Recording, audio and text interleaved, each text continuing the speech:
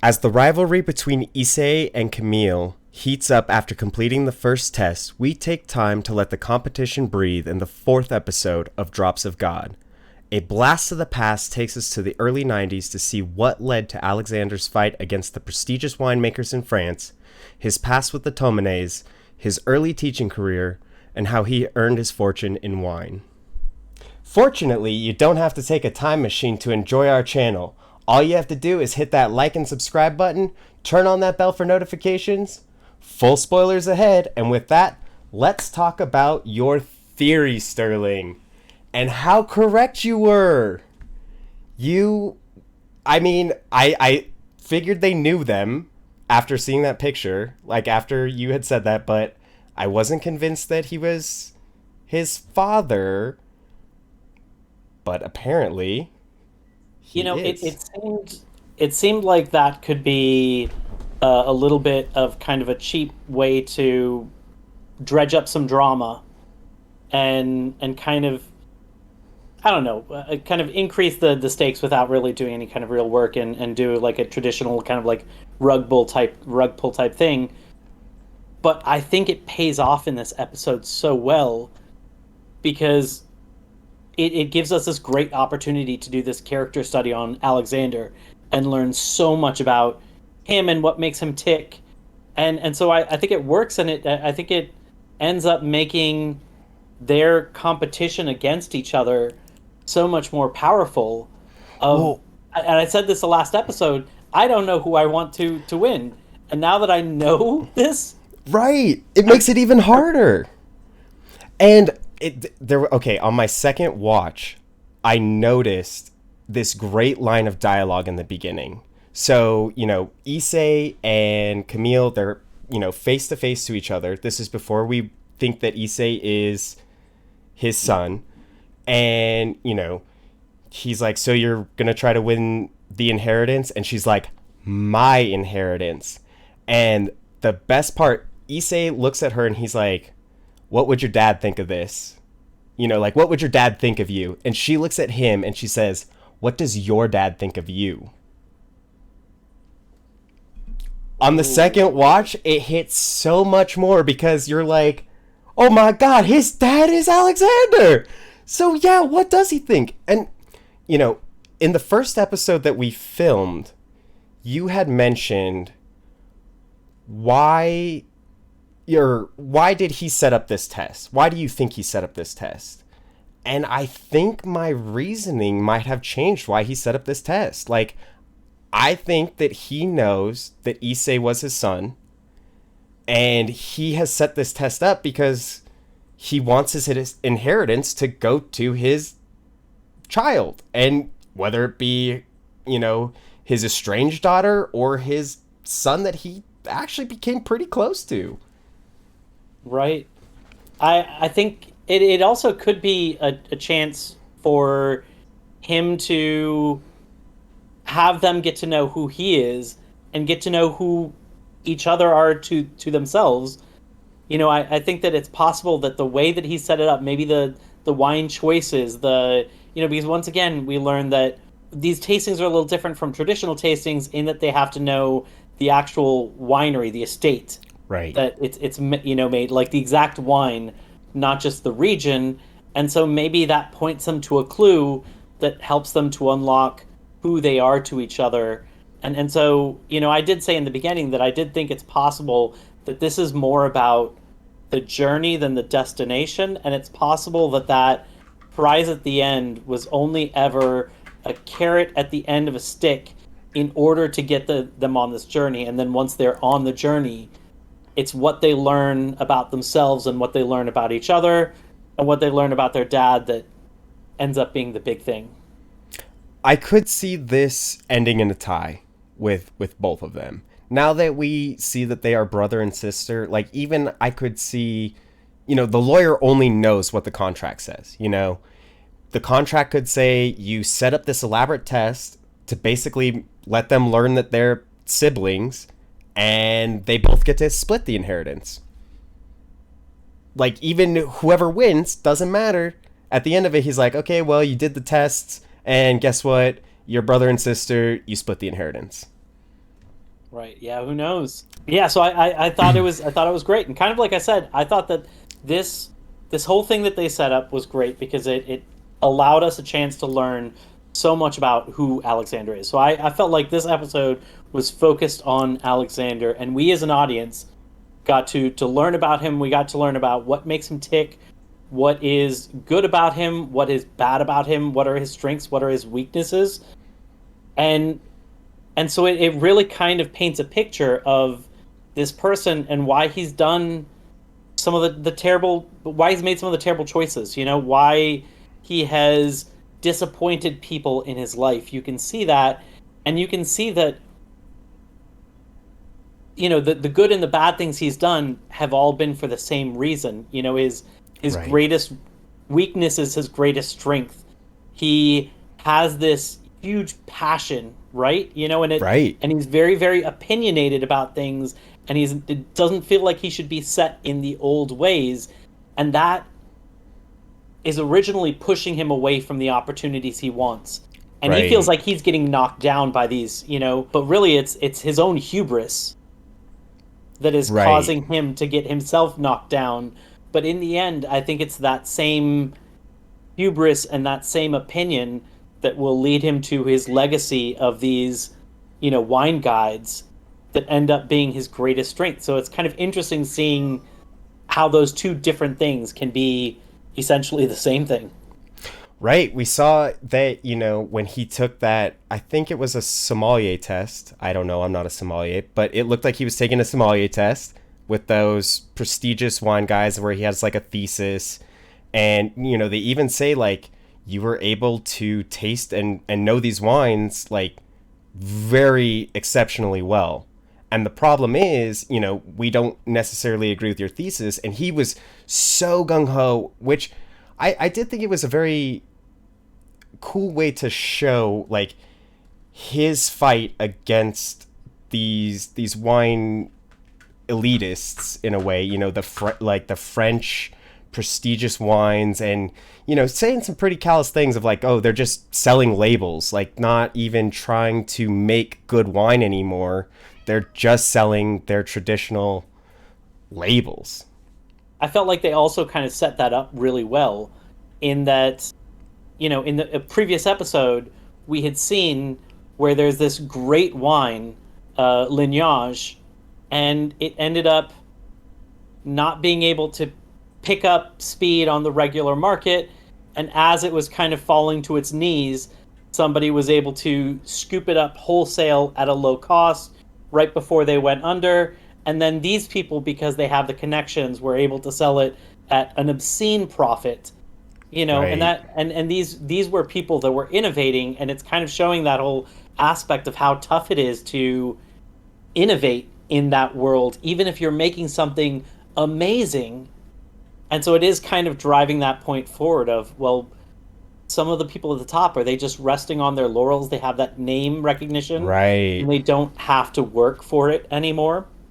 Now, do you know how much of this is true? Like, I do feel like France is kind of like the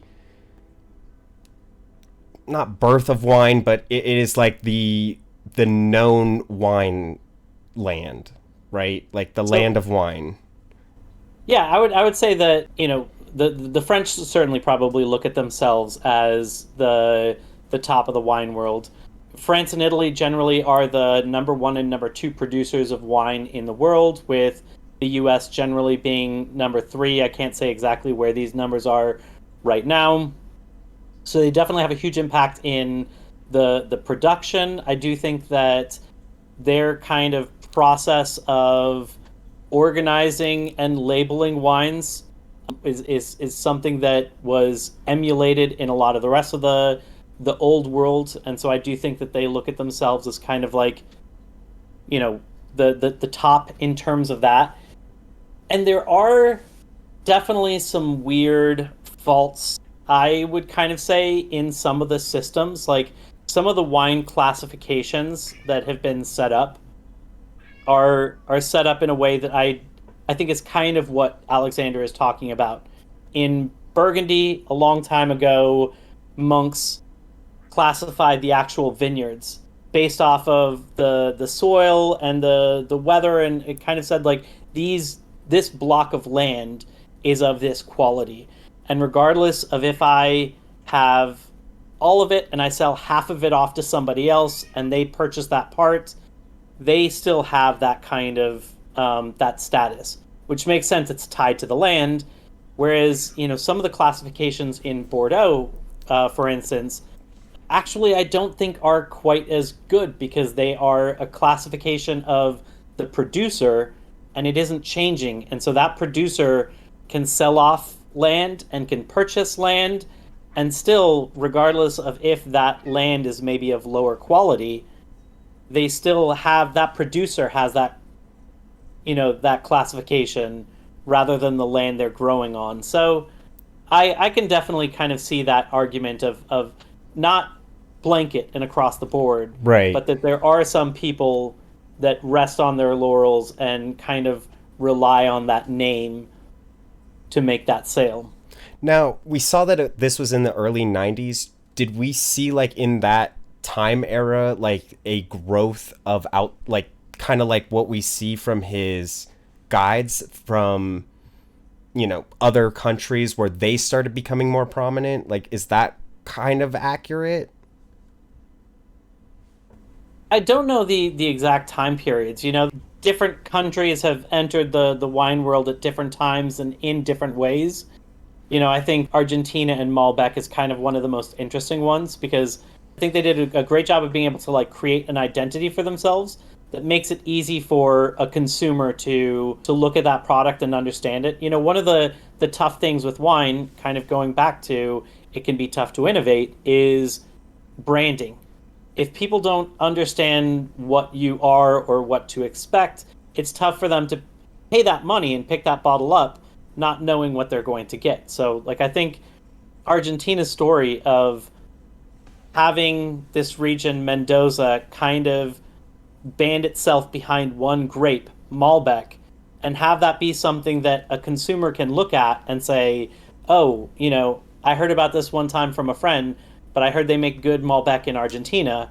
And it's because enough of them have done that it's created this kind of branding of that's what they do, and approximately what it's going to taste like. And so it's easier for you to spend that money on because it's like, I've had Malbec from Argentina and I enjoyed it. So even though I haven't had this bottle, I still think it's going to be good because I've had three others that were good. I was just wondering how, like, historically accurate, like, was there a huge, boom of other wines in the early 90s, or, well, I guess late 90s, early aughts at that point? I definitely don't know the timeline off the Okay. top of my head, so I would have to look into that. But it's a Gotcha. great question. So back to the character study of Alexander. We first see him meet the Honokas, or the Tomeneis, which, interesting thing that Honoka Tomene, that even when she married Issei's dad, she kept her family's last name. Typically you take the husband's last name, and especially that time era, and the fact that she kept the Tomene name, and I'm sure it had to do with her family and her empire of diamonds that they have, that why she would keep her last name. I felt like it does a good job showing like how much the Issei's dad is not part of the Tomene family, right? And she treats him kind of like, they're friends, but she kind of treats him like not a good friend, she's like not super nice to him. Right. He's trying to be nothing but nice to her, and I mean he does make very small advances, but they're always very respectful. Right. Like it's a light touch of the hand, and when he sees he doesn't get the response he wants, he pulls back and apologizes and says he'll never do it again. Right. He's there to support her when she needs it. He's always there by her side. It's clear that there's no love for him I from her know. side. And he's so Um, great. Like, he's such a great person and a great character. Like, he knows he's not Issei's dad, and he was and like he knows where Issei came from, which was wine. You know, I'm sure he assumes that he came from Alexandre Leger, and the right. fact that he still raised him and he still was on his side about the wine tasting. Like, he never shied away from like building Issei up for, going through Enology. Yeah, Poor guy. I feel like he is has come off looking like the better parent than Honoka has. He's the one that's on Issei's side, and I mean, you said it well. He's pushing for Issei even when it's something that kind of led to this crappy position for him. And he seems like he tries to make the best of it. On their anniversary, he still wants to have a nice anniversary dinner, which she still ends up forgetting about. I think Honoka kind of points, going once again to like Alexander's strengths and weaknesses. I think that points out Alexander's passion, which I think is both one of his great strengths and one of his great weaknesses. I think that when he is passionate about something, he will do it even if it costs him great opportunities. When he's at that, I think he was possibly doing like a thesis for a doctorate or something like that, or Oh, maybe it okay. was a wine certification. It seemed like it might have been a college, and you know, he could have he could have seen that he was being led into a trap. I think he knew he was being led into a trap with the questions he was being asked. And he first was trying to answer them very nicely, and then he kind of got more agitated and answered them in a way that I think cost him that doctorate or that certification or Right. whatever it was. And then he looks at it as like the world is against him.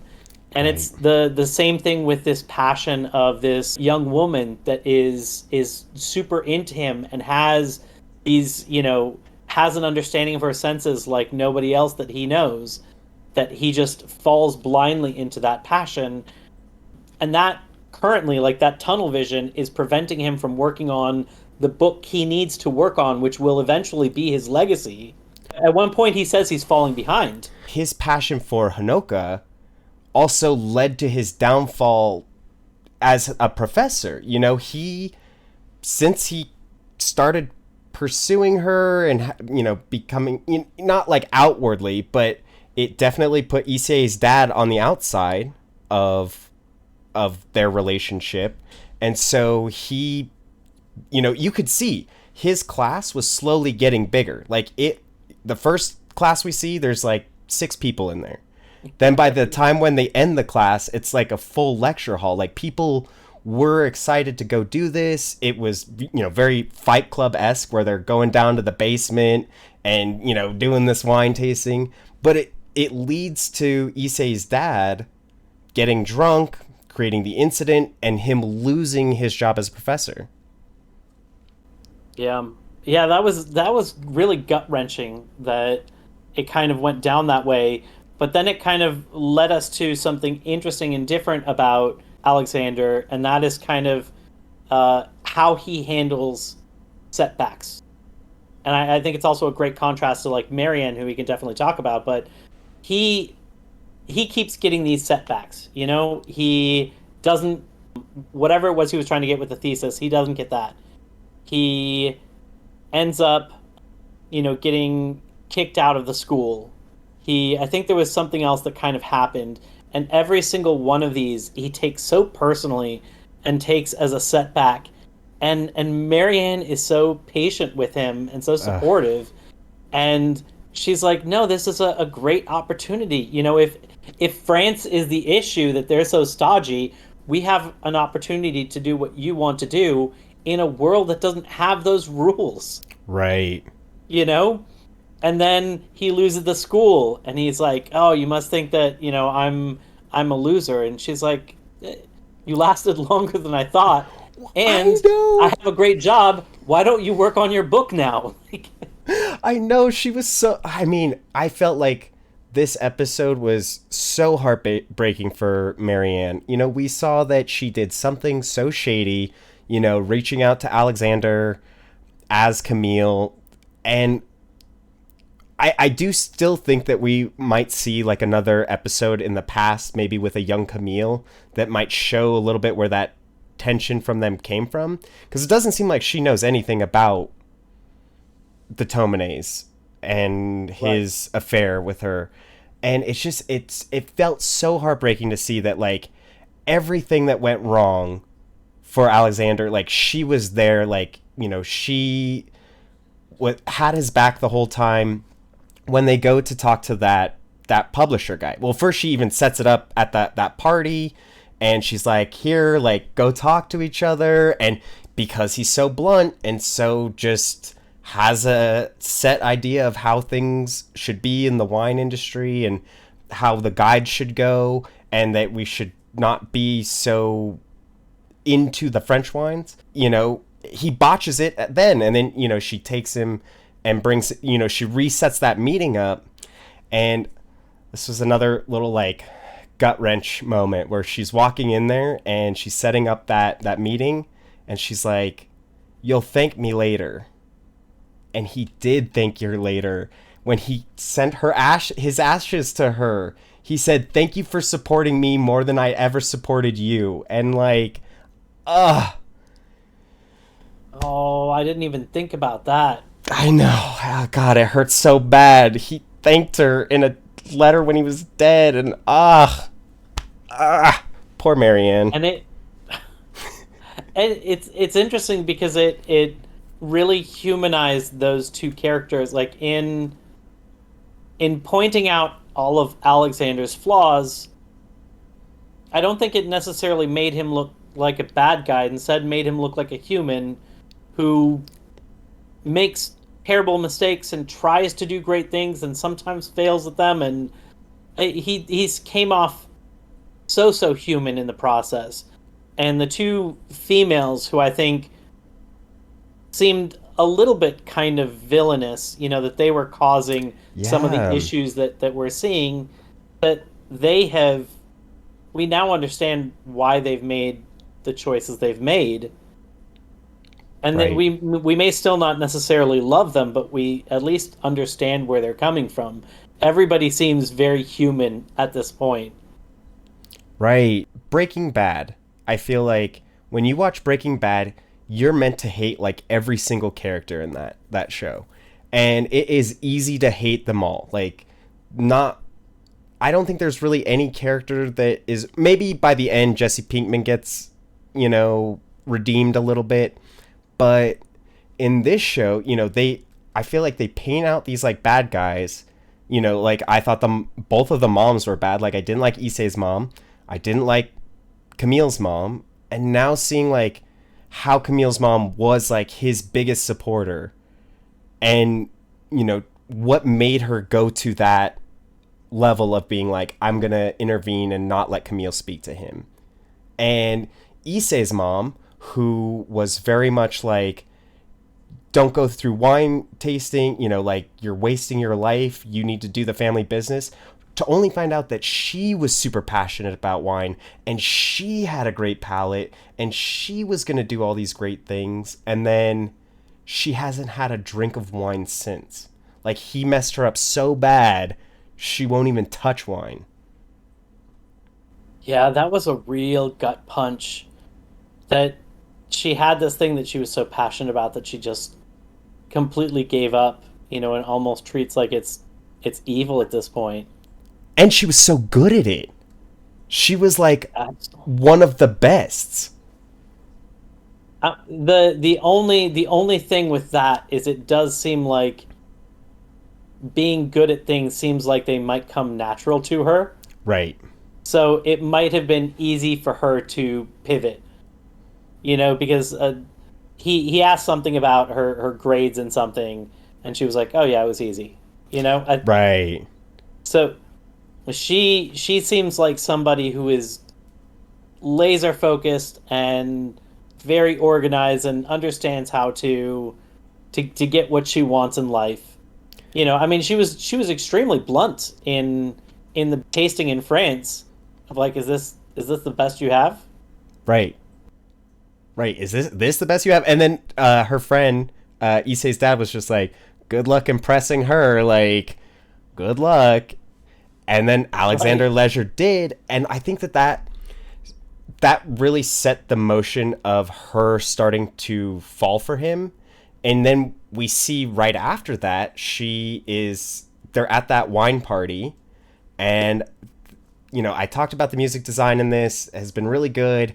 And they played a song. It's a popular song. One hit wonder, Fascination by the Human League.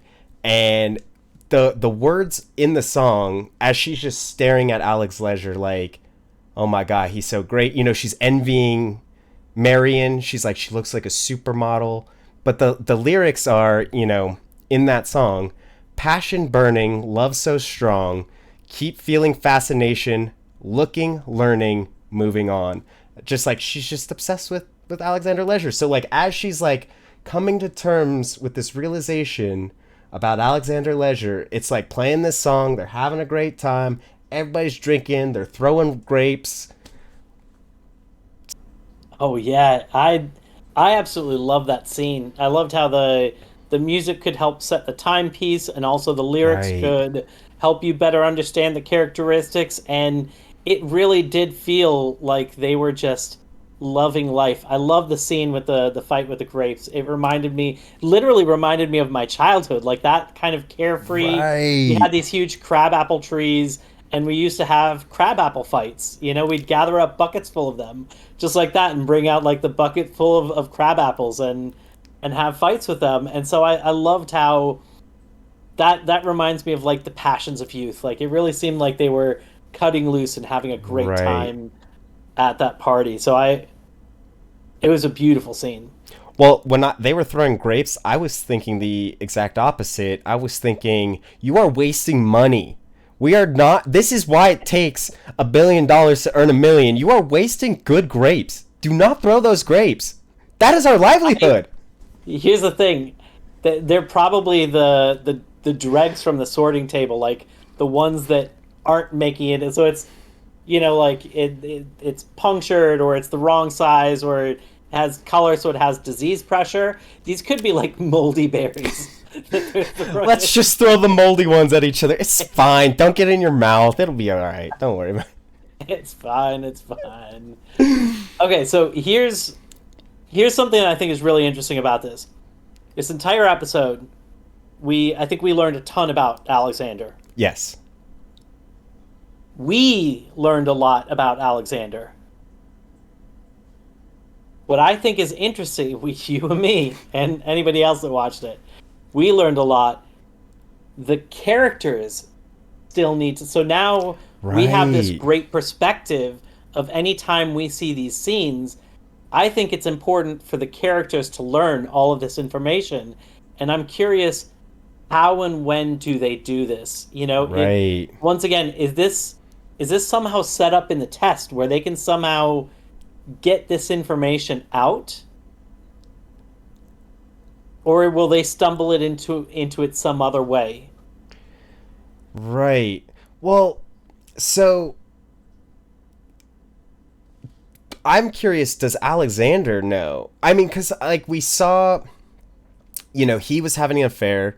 We saw that he learned Marion was pregnant, but we didn't see that he learned Honoka was pregnant until they were at the hospital, which, how close in age are Issei and Camille? Do they have the same birthday? Like, they were in the hospital at the same time, or maybe like a day off. Day or two off, yeah. That's what I think is they either have the same birthday, or they're like within a day or two of each other. But so I don't know if because I know Alexander knows he was having an affair with Honoka, but also maybe he thought that she was also doing other things. Maybe. So does even Alexander know that he's the father? I think he does.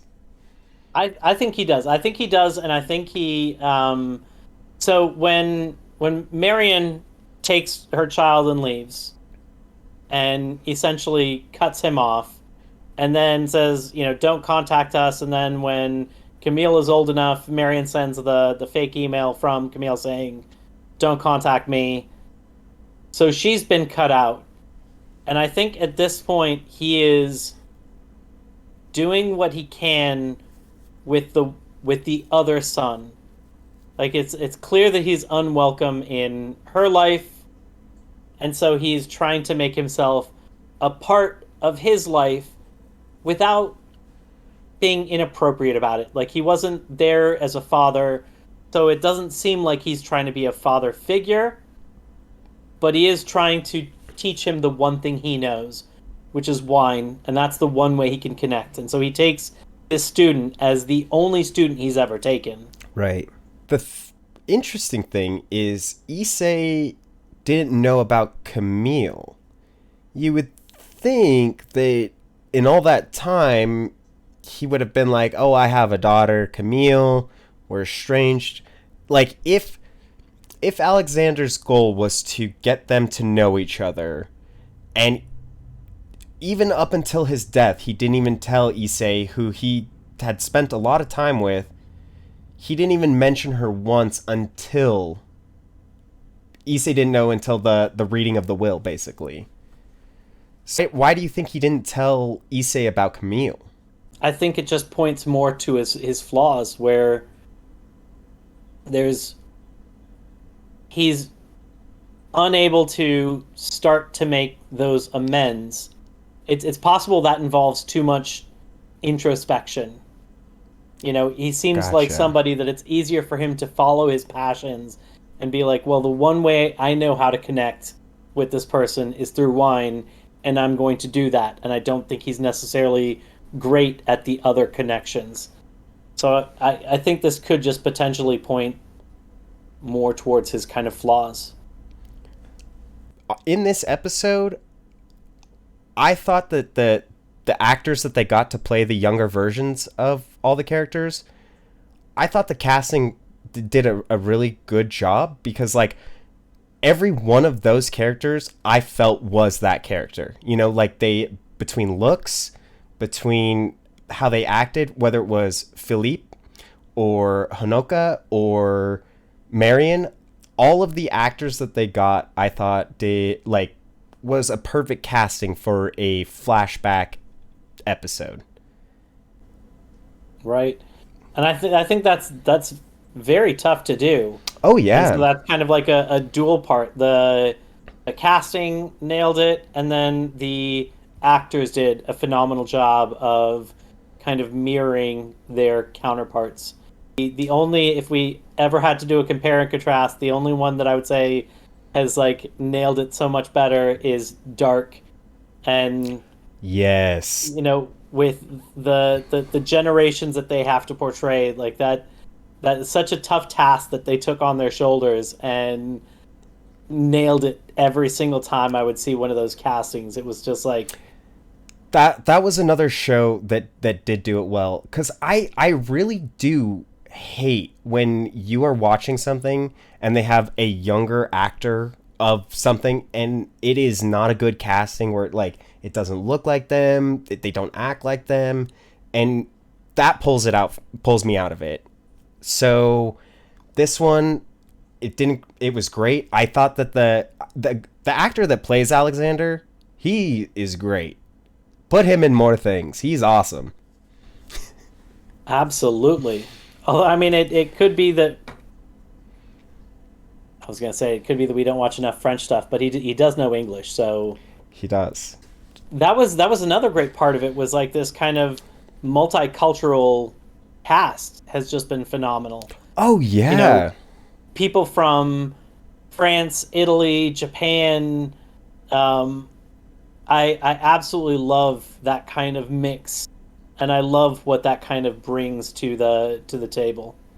Yeah, and the fact that like the actress that plays Camille, she's able to at least seem to speak Japanese pretty fluently, French pretty fluently, and English. Like all the for them to be actors that can speak so many languages and make it seem like they are speaking these languages, like they I love that aspect of it. And I love that in this episode specifically, we saw like a lot of like when Alexander didn't know Japanese and they would have translators. And at first I was a little confused because like when the translator would speak, there wouldn't be any subtitles. And I was like, oh, are we not going to know what's being said or what? And then it would be reiterated in English or French or something, and then the subtitles came up. But I did Right. really like that.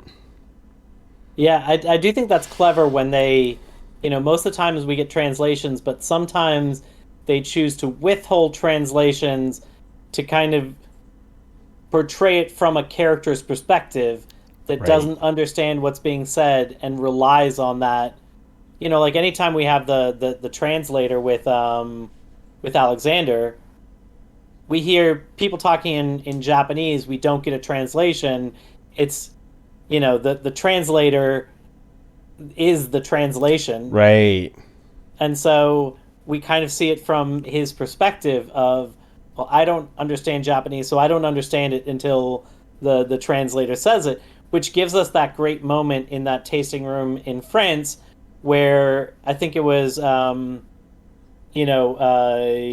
Issei's dad, or the gentleman that takes over that role, Right. when he kind of makes the comment about like good luck, being able to make her happy or whatever, or impress her. I don't know if it was that one or another moment where the translator kind of paused before he translated because it's like, this is, I'm kind of being asked to translate something uncomfortable, Yeah, I don't want to say like, this. and so like we can see that something something kind of like funny and inappropriate was said, and Right. just like the character, we have to wait for the translator to finally let us know what that was. Right. Right. Right. Right. Now, so I will say though, the way that this episode ended was pretty. It kind of shows where each of the moms are in this journey. He sent his ashes to her and was like, "Hey, thank you for supporting me. I'm sorry I never supported you. Could you spread my ashes on Philippe's estate?" And we see at the end that she takes his ashes and just like puts it up on a shelf and like puts it behind stuff like just to forget about it. And then we see Honoka, after she is confronted with the picture from Issei, she goes into this little like secret cupboard where she has like kept this picture of her and Alexander this whole time and looks at it fondly. Like she misses him and wishes that she could have reconnected with him or something. And I felt like that was pretty tragic. Yeah, I mean it's very possible that she's not as mean as we think, and she she was potentially bringing great shame on her family, with this like out of wedding baby, Right. and that as a result of that, it might be that her dad reined her in and was like, we need you to get focused on the family business, none of this fun stuff, and it's, I mean, maybe it was a personal choice of hers, or maybe this was something that the family kind of put on her of like, you've brought great shame on us, and now we need to kind of rein things in, because it does seem kind of like you said that she does have some fondness for it, but she certainly doesn't show that to anybody else. No, and doesn't even let Issei know about their like any part of their relationship. Like you can tell she's very ashamed or embarrassed of her actions with Alexander. Right. And I think that's about it for us. So that is episode 4 of Drops of God. Next week we'll be looking at episode 5, so we definitely hope to see you then. Thanks for joining. Thanks.